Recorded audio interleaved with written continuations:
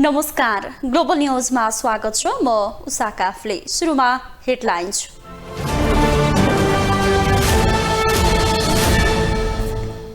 बेला घर्किँदै गर्दा आम चुनावको मिति तोक्न सरकारलाई उदासीन, निर्वाचन आयोगले दिएको विकल्प प्रति व्यवस्था। कुनै पनि सैनिक गठबन्धनमा सहभागी हुन नसक्ने माधव नेपालको भनाई। एसपीपी बारे पत्र बारे संसदीय समितिले माग्यो सरकारको जवाब। एसई को नतिजा सार्वजनिक। 5,14,000 मध्ये 9,600 भन्दा बढीले ल्याए 4 जीपीए। फिलिपिन्समा शक्तिशाली भूकम्प, 4 जनाको मृत्यु, 60 जना घाइते, उद्धार कार्य जारी।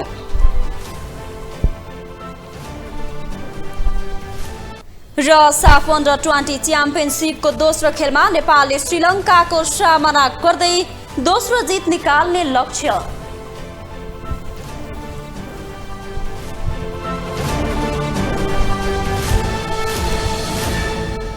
मङ्सिर 4 गतेका लागि प्रदेश र प्रतिनिधि सभा निर्वाचन गर्न सरकारले मिति घोषणा गरे आश्चर्य नहुने निर्वाचन आयोगले बताएको छ। सरकारले चुनावको मिति घोषणा गर्न ढिलाइ गरिरहेका बेला आयोगले भने चुनाव हुने बताइरहेको छ। यसको अर्थ सरकारले मङ्सिर 2 वा 4 गतेका लागि चुनाव घोषणा गर्छ भन्ने कुरामा आयोग ठुक्क छ। तर यता सरकार विभिन्न बहानामा मिति घोषणा नै गर्न चाहिरहेको देखिँदैन। निर्वाचन आयोग मन्त्री परिषद बैठकले मङ्सिर 4 गतेका लागि प्रदेश र प्रतिनिधिसभा निर्वाचन गर्ने घोषणा गरे आश्चर्य नहुने बताउँदै आएको छ। यसको मतलब आयोग ढुक्क छ कि सरकारले मङ्सिर 2 वा 4 गतेका लागि चुनाव घोषणा गर्छ भन्ने कुरामा। तर यता सरकार विभिन्न बहानामा चुनावको मिति घोषणा नै गर्न चाहिरहेको देखिँदैन। आयोगले सिफारिस गरेको मितिमा आज भोलि नै चुनाव घोषणा नगरे चुनाव गराउन गाह्रो पर्ने कुरा सरकारलाई पनि राम्रोसँग थाहा छ। तर सरकार मिति घोषणा गर्न त परको कुरा चुनाव सार्ने षड्यन्त्रमा लागेको छ। आउँदो क्याबिनेटको बैठकबाट मङ्सिरको 4 गते निर्वाचन हुने गरी मिति तोकियो भने यसलाई आश्चर्य नमान्दा हुन्छ।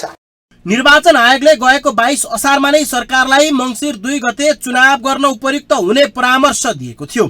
तर सरकारले अहिलेसम्म पनि निर्वाचनको मिति घोषणा गर्न सकिरहेको छैन। त्यसो त प्रधानमन्त्री सरकारका मन्त्रीहरूसहित सत्तारूढ दलका शीर्ष नेताहरूले नै पनि मङ्सिर पहिलो साता चुनाव हुने भन्दै हिँड्छन् र हिँड्ने गरेका छन्।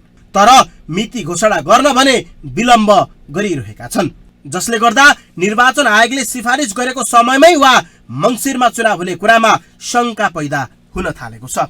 निर्वाचन अब मोटामोटी हामीले गठबन्धनभित्र कुराकानी गर्दा र प्रतिपक्षको समेत पनि मङ्सिरको पहिलो हप्तातिर या कार्तिकको अन्तिममा नै निर्वाचन गर्नुपर्छ भन्ने कुरा भएको छ। र हामी प्रधानमन्त्री लगायत गठबन्धनमा हामीले छलफल गर्दा मङ्सिरको पहिलो हप्तामा हुने नै बढी सम्भावना छ। चुनाव मङ्सिरको 21 गते हुने गरी तारिक घोषणा हुन्छ होला। मैले यहाँहरूको बिचमा भन्न चाहन्छु, प्रधानमन्त्रीज्यूलाई भेटेको थिएँ, सोधेको थिएँ कहिले हुने हो, मङ्सिरमै हुने हो भन्नुभएको छ। त्यसो त निर्वाचन आयोगलाई चुनाव गर्न 120 दिनको समय दिनै पर्ने कानुनी व्यवस्था छ। यता सरकारले आज भोलि नै मात्रै पनि चुनावको मिति घोषणा गरे आयोगसँग मात्र 115 दिन बाँकी रहन्छ। जबकि संघीय चुनाव गर्न अब त्यो भन्दा कम हुँदै गयो भने समय अपुग हुन्छ।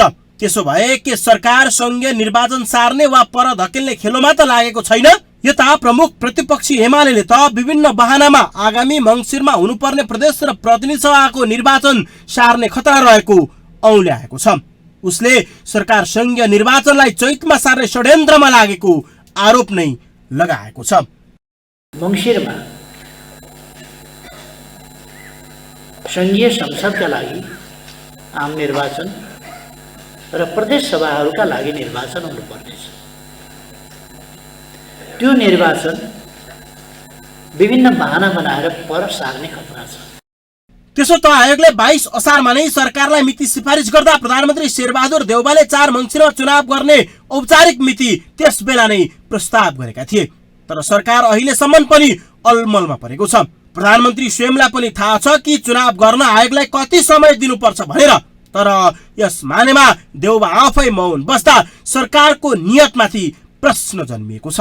कतै मिति सार्ने खेलो त होइन भन्ने शंका गर्न कुनै आइतबार कुर्नु पर्दैन। नभए आयोग र सरकारको भेटवार्ता भएको पनि 3 साता बितिसक्दा पनि किन संघीय निर्वाचनको मिति घोषणा गर्न सक्दैन सरकार? एकातिर कानुनत चुनाव गराउन आयोगलाई कम्तीमा पनि 120 दिन चाहिने, अर्कोतिर 22 मङ्सिरपछि निर्वाचित जनप्रतिनिधिहरूको कार्यकाल सकिँदैछ। यस्तो अवस्थामा सरकारले आयोगलाई मिति घोषणा गरिदिएर निर्वाचनका लागि बाटो खोलिदिनु पर्ने हो र आयोग निर्वाचनको तयारीमा जुटिसक्नु पर्ने हो। तर सरकार अनुत्तरदायी र गैर जिम्मेवार बन्दा आयोग पनि अलमलमा छ। सत्ता स्वार्थ तिगडम भाग मिलानको समस्याले निर्वाचनको मिति घोषणा गर्न ढिलाइ त भएको होइन। क्यामेरामा विजय ठकुराठीका साथमा विकास आचार्य, काठमाडौँ।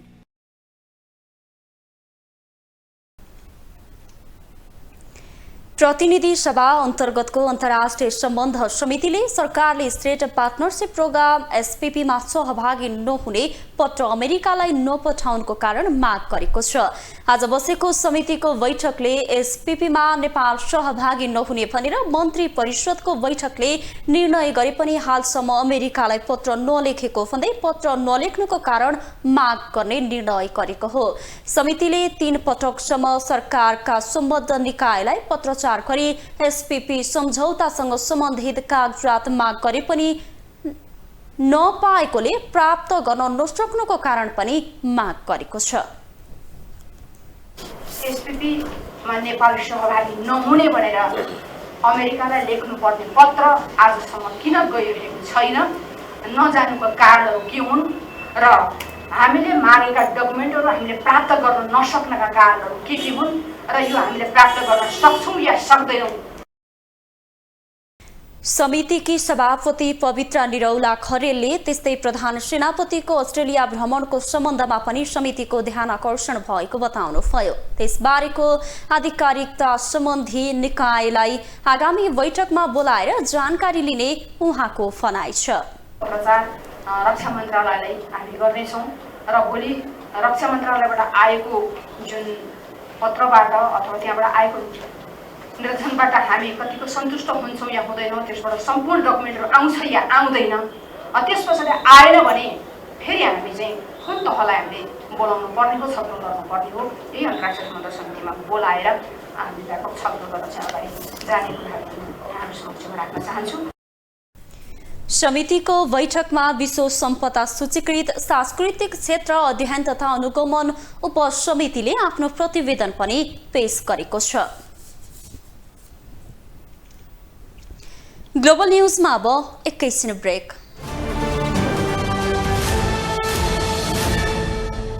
राष्ट्रिय परीक्षा बोर्डले माध्यमिक शिक्षा परीक्षा एसए को नतिजा प्रकाशन गरेको छ। दिउँसो 4 बजे बोर्डले पत्रकार सम्मेलन गरी नतिजा प्रकाशन गरेको हो। परीक्षामा सहभागी 5,14,000 विद्यार्थी मध्ये 4 जीपीए ल्याएर 633 जना उत्तीर्ण भएका छन्।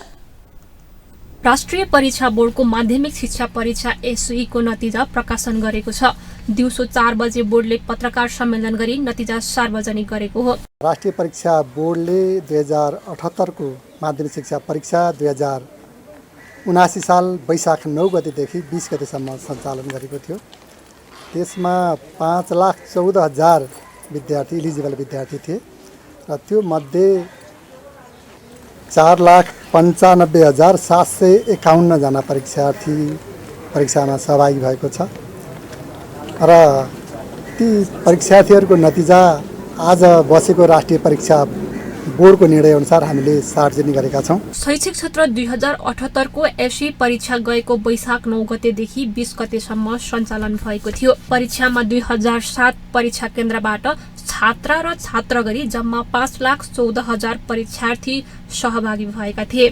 त्यस्तै 5,14,000 परीक्षार्थीमा 1.2 जीपीए ल्याउने 3,280 जना, 1.6 जीपीए ल्याउने 44,586 जना, 2.0 जीपीए ल्याउने 1,05,94 जना, 2.4 जीपीए ल्याउने 1,12,733 जना, 2.8 जीपीए ल्याउने 90,758 जना, 3.2 GPA ल्याउने 69,900 जना, 3.6 GPA ल्याउने 41,627 जना र 4 GPA ल्याउने 9,633 जना रहेका छन्। 3.2 देखि 3.6 सम्म GPA ल्याउने परीक्षार्थी संख्या 41,627 जना छन्। त्यसलाई टोटल विद्यार्थी संख्याको आधारमा प्रतिशतमा हेर्दा 8.40% हुन्छ। त्यसै गरी 3.6 देखि 4 GPA ल्याउने अर्थात् सबभन्दा उच्च स्थानमा प्राप्ताङ्क ल्याउन सफल विद्यार्थी संख्या 9,633 छ।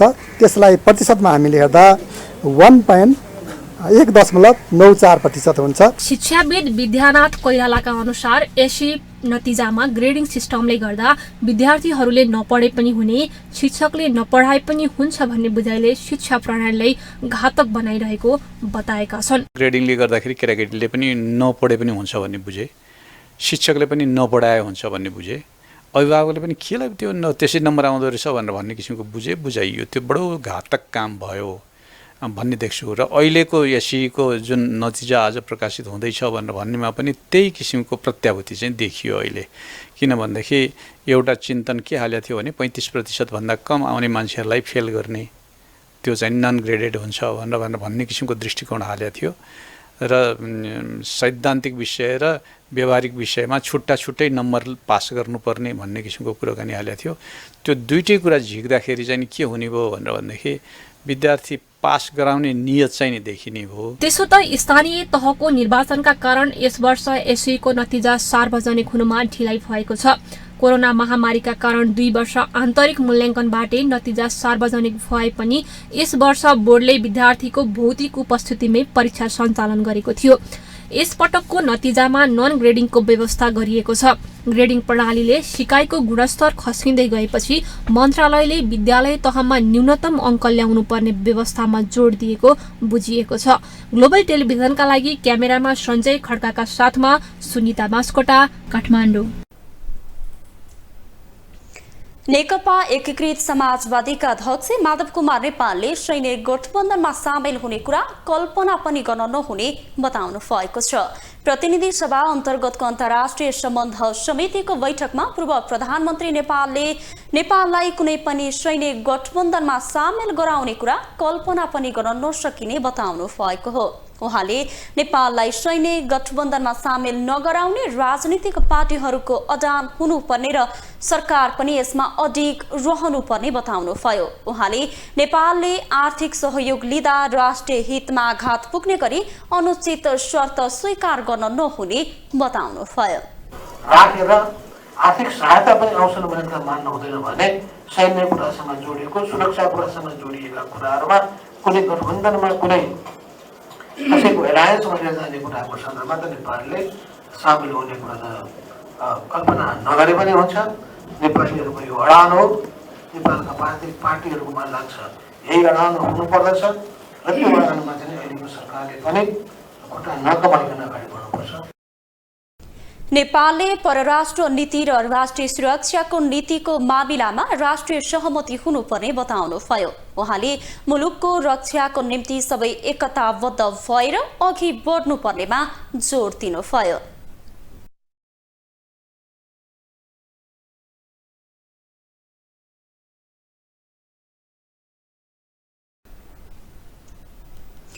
नेपालमा कांग्रेस र कम्युनिस्ट लगायत पुराना शक्तिको विकल्प खोज्न थालेको लामै समय भइसक्यो, तर उनीहरूको विकल्प दिने फन्दै आएका नयाँ शक्तिहरू स्थापित हुन सकेका छैनन्। पत्रकारिता छोडेर राजनीतिमा आएका रविन्द्र मिश्रदेखि वैकल्पिक शक्तिको बाँसुरी बजाइरहेका बाबुराम भट्टराई समेत नयाँ शक्तिको रूपमा स्थापित हुन सकेका छैनन्। नेपाली राजनीतिमा नयाँ शक्तिका रूपमा उदाएको विवेकशील साझा पार्टीलाई धेरैले भारतमा आम आदमी पार्टी जस्तै नेपालको वैकल्पिक शक्तिको रूपमा अगाडि आउने अपेक्षा गरेका थिए। स्वर्गीय उज्जवल थापा नेतृत्वको विवेकशील नेपाली दल र बीबीसीका पूर्व पत्रकार रविन्द्र मिश्र नेतृत्वको साझा पार्टीले त्यतिबेला प्रदेश र संसदको चुनावमा एकताबद्ध हुँदै चुनाव लडेका थिए। त्यति बेला प्रदेशको चुनावमा तुलनात्मक रूपमा राम्रो गरे पनि संसदीय चुनावमा त्यो दलले एक स्थान पनि जितेन। पछि यो दल आफै फुटको शिकार बन्यो। कुनै बेला माओवादीबाट अलग भएका बाबुराम भट्टराईले पनि नेपालमा वैकल्पिक शक्तिको आवश्यकता रहेको भन्दै नयाँ शक्ति पार्टीको स्थापना गरेका थिए। तर उनको पार्टीले सफलता प्राप्त गर्न नसकेपछि उनी उपेन्द्र यादवसँग नजिकिँदै जनता समाजवादी पार्टीमा आबद्ध भए। नेपालमा पुराना दलले धेरै आशा जगाउन नसकेका बेला नेपालको वैकल्पिक राजनीतिक शक्तिको रूपमा आशा गरिएका शक्तिहरू नै स्थापित हुन सकेनन्। विचार र सिद्धान्त भन्दा आफू स्थापित हुनका लागि राजनीतिक दल खोल्दा नेपालमा वैकल्पिक शक्ति फस्टाउन नसकेको विश्लेषकहरू बताउँछन्। अहिले पार्टी खोल्नेहरूले भन्छन् नि यो राष्ट्रको आवश्यकता हो। आवश्यकता आफ्नो छ, आफ्नो व्यक्तिगत आवश्यकतालाई अनि चाहिँ समाजको आवश्यकतासँग राष्ट्रको आवश्यकतासँग जोड्छ कि म आएपछि हुन्छ। त्यस्तो कुनै व्यक्ति आएर हुन्छ। यी मान्छेहरू अहिलेका नेताहरू यी खराब थिए र पहिला राजनीतिमा लाग्ने बेला यिनको बलिदान कम छ र यी खराब थिए र मान्छे खराब वा असल भन्ने कुरा होइन, त्यो सिस्टमले तपाईँलाई खराब असल बनाइदिन्छ। त्यसो त नेपालमा राजनीतिक पार्टीको संख्या अत्याधिक भएको भन्दै नयाँ पार्टी स्थापना गर्न नहुने धारणा धेरैको छ। अहिले भएकै पार्टीबाट युवा पुस्ताले नेतृत्व पाएको खण्डमा देशको विकासले गति लिने उनीहरूको धारणा छ। सहभागितामूलक लोकतन्त्र, प्रत्यक्ष लोकतन्त्र हैन, सुशासन, समृद्धि र समावेशिताको बाटो लिनुपर्छ। त्यो बाटो लिएर त्यसरी समाजवादी केन्द्र बन्छ भने त्यसमा मेरो समर्थन हुनेछ। म त बडो खुसीले ताली पड्काएर त्यसलाई चाहिँ समर्थन गर्नेछु। तर म त्यस्तो बन्ने सम्भावना अहिले यो जुन हल्ला भइरहेको समाजवादी केन्द्र हो त्यो चाहिँ त्यस्तो हो भन्ने मलाई लागेको छैन। वैकल्पिक राजनीतिक शक्ति निर्माण गर्ने होडबाजीका बीचमा अहिले भने सत्ता साझेदार दल माओवादी केन्द्र, नेकपा एकीकृत समाजवादी सहित मिलेर समाजवादी केन्द्र बनाउने बारेमा छलफल सुरु भएको छ। तर चर्चामा आएको समाजवादी केन्द्र पनि चर्चामा मात्रै समाजवादी हुन सक्ने विश्लेषण सुरु भएको छ। ग्लोबल टेलिभिजनका लागि क्यामेरामा गणेश पूर्व छाने मगरका साथमा कैलाश कठायत, काठमाडौँ। अब पालो ग्लोबल भोइसको।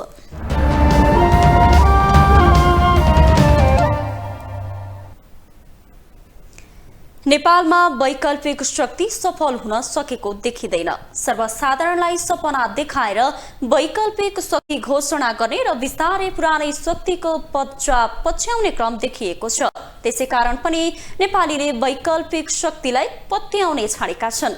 यसै सन्दर्भमा ग्लोबल भोइसमा आज हामीले सर्वसाधारणलाई सोधेका छौँ, वैकल्पिक राजनीतिमा कसबाट धोका भयो? अहिले जति पनि अग्रज व्यक्तित्वहरू जस्तो बाबुराम भट्टराई, प्रचण्ड, केपी ओली जति पनि उहाँहरू चाहिँ एउटा सत्तामा बस्नुभयो होइन। हामीले नै उहाँहरूलाई चाहिँ एउटा पोस्ट दिएको हो भनौँ न, हामी जनतालाई नै दिएको नि उहाँहरूलाई। हामीले जनताले चुनिएर चाहिँ तपाईँको एउटा प्रधानमन्त्रीको पोस्ट दिइहाल्छ। त्यो दिएअनुसार उहाँहरूले जुन चाहिँ गर्नुपर्ने हो त्यति गर्नु भएको छैन भन्छु। यसको मतलब जिरो नै गर्नुभएको भन्ने चाहिँ होइन, केही गर्नुभएको छ तर गर्नुपर्ने जति छ त्यति चाहिँ गर्नुभएको छैन। र अहिले जुन तपाईँको चाहिँ हाम्रो यो काठमाडौँ महानगरपालिकाबाट चाहिँ जुन बालेन आउनुभयो, उहाँ आउँदा चाहिँ हामी प्राउड फिल गर्छौँ। हामी जस्तो एउटा भनौँ न एउटा युवाहरू जति छौँ, हामी एउटा एजुकेटेड जति पर्सनहरू छौँ, हामीले चाहिँ एकदम गर्व गर्छौँ। किनकि उहाँले अब के गर्नुहुन्छ भनेर चाहिँ उहाँले हामीले जसरी बनायो, जसरी साथ सपोर्ट दियो, उहाँले हामीले त्यो अनुसार गर्नुहुन्छ गर्नुहुने भनेर अब 6 महिनादेखि 1 वर्षसम्ममा थाहा हुन्छ। आउनुपर्छ, किनभनेदेखि धेरै अगाडिदेखि यी काङ्ग्रेस र कम्युनिस्टका पुच्छर भएर तपाईँ हामीहरू पछि लाग्यौँ, तर देश जस्ताको तस्तै छ।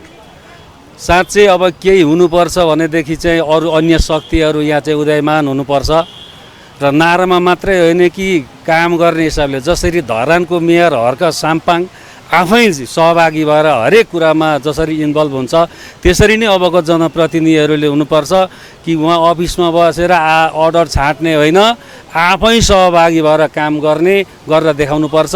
यो देशको कायापलट गर्ने हो भने, यो देशमा सुखी समृद्ध ल्याउने हो भने, होइन भने ढाँटेर चोरेर जे जस्तो कुरा गर्दा पनि अहिलेसम्म जसरी गरे अब त्यसरी यो मुलुक चल्नेवाला छैन र नचलोस् पनि भन्न चाहन्छु। एकदम जरुरी छ, नयाँ शक्ति नयाँ पार्टीहरू आउनुपर्छ। यी पुराना पार्टीहरूलाई हामीले थोत्रा पार्टीहरूलाई यो रुखमा बुढो रुखमा पानी हाले जस्तो यिनीहरूलाई फाल्नुपर्छ। मिलाउँदै जानुमा चाहिँ के अरे भाइ समयले कहिलेकाहीँ साथ नदिन सक्छ, समय आउँछ तिनीहरू सबै चाहिँ अगाडि बढ्छन्। अब 123वटा कि कतिवटा पार्टी छन्, के को विकल्प खोजिरहनुपर्छ हो। यहाँ मेन पार्टीहरू काङ्ग्रेस, एमाले के भन्छन्, के पार्टी राप्रपा, अग्रम बग्रम अनि के अब दुनियाँभर खालि पार्टी नै खोलिरहने सधैँभरि किन चाहियो? हिजोको राजनीतिकरणले गर्दा देश चाहिँ यो अवस्थामा पुग्दा वैकल्पिक शक्तिको एकदम खाँचो छ र जसरी अहिले स्थानीय चुनावदेखि नै हामी प्रश्न हुन सक्छौँ कि विभिन्न ठाउँमा यानि कि काठमाडौँ जस्तो ठाउँमा पनि एउटा स्वतन्त्र सर बालेन शाहले चाहिँ जित्नु भएको छ। उहाँ यस्तो एउटा जनताले के चाहेको छ त? हिजोको राजनीतिक दलहरूका नेताहरू वाक्क भएर यहाँको समस्याहरूलाई उहाँहरूले समाधान र सम्बोधन गर्न नसकेको कारणले, देशलाई उन्नति गर्न नसकेको कारणले नै स्वतन्त्र व्यक्तिलाई चाहिँ अहिलेको अवस्थामा जित्दै गरेको हामीले कति ठाउँमा चाहिँ हामीले देखिसकेका छौँ। जस्तै काठमाडौँमा भयो, धरानमा भयो, हर्का साम्पाङ हो। यही कुराहरूले गर्दाखेरि चाहिँ पक्कै पनि हामीलाई वैकल्पिक शक्ति चाहिन्छ वा स्वतन्त्र रूपमा चाहिँ यसरी उड्ने व्यक्तिहरू चाहिन्छ। अब पालो इन्टरनेसनल न्युजको।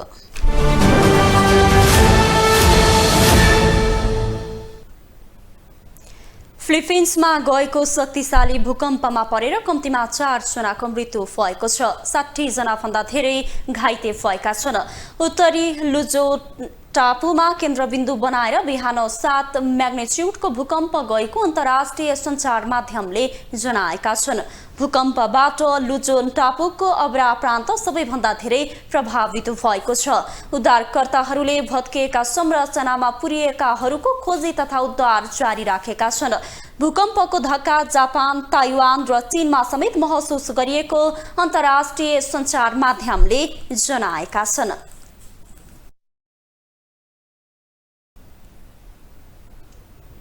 अब पालो स्पोर्ट्स न्युजको।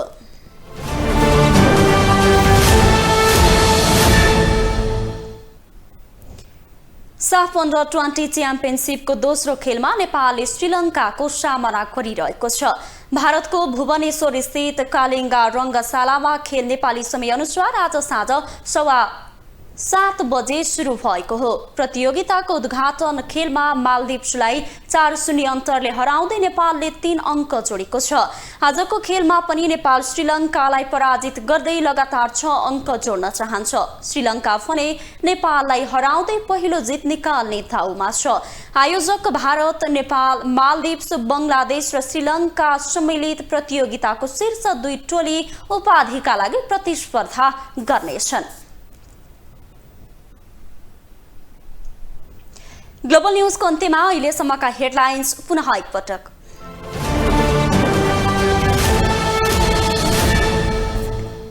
बेला घर्किँदै गर्दा आम चुनावको मिति तोक्न सरकारलाई उदासीन, निर्वाचन आयोगले दिएको विकल्प प्रति व्यवस्था। कुनै पनि सैन्य गठबन्धनमा सहभागी हुन नसक्ने माधव नेपालको भनाई। एसपीपी बारे पत्र बारे संसदीय समितिले माग्यो सरकारको जवाब। एसई को नतिजा सार्वजनिक। 5,14,000 मध्ये 9,600 भन्दा बढीले ल्याए 4 जीपीए। फिलिपिन्समा शक्तिशाली भूकम्प, 4 जनाको मृत्यु, 60 जना घाइते, उद्धार कार्य जारी।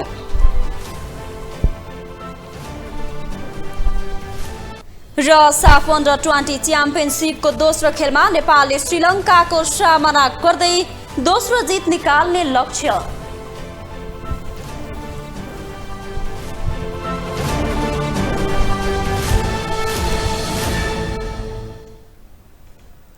ग्लोबल न्युज अहिलेलाई यति नै। ग्लोबल टेलिभिजन तपाईँ फेसबुक तथा युट्युबमा पनि प्रत्यक्ष हेर्न सक्नुहुनेछ। ग्लोबल टेलिभिजन हेर्दै गर्नुहोला। नमस्ते।